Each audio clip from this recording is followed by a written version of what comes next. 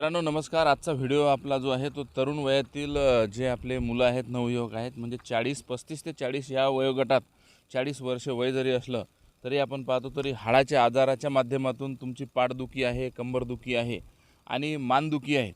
सोबतच आपला जे आहे तर ते पाय बधीर पडणे, पायाला मुंग्या येणे व आपण चालत असताना पाठ दुखणे.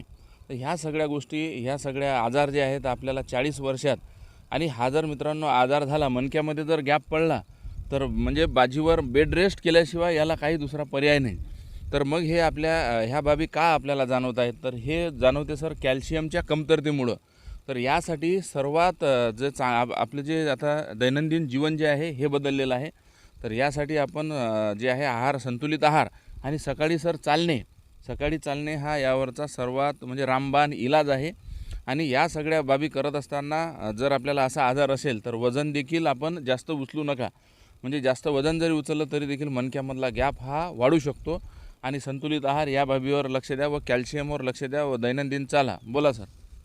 मित्रांनो, हे जर तुम्हाला आजार जर टाळायचे असले आपल्याला, तर आपलं सर्वात महत्त्वाचं की आपल्याला जी रोजची जी तुमची जीवनशैली आहे याच्यामध्ये तुम्हाला आमूलाग्र बदल करणे आवश्यक आहे आणि खूप अत्यंत आवश्यक आहे. मित्रांनो, आपण रोज सकाळी 5 वाजता उठणे, आपल्या सकाळी जास्तीत जास्त 60 मिनिट चालणे, आपले योगा करणे.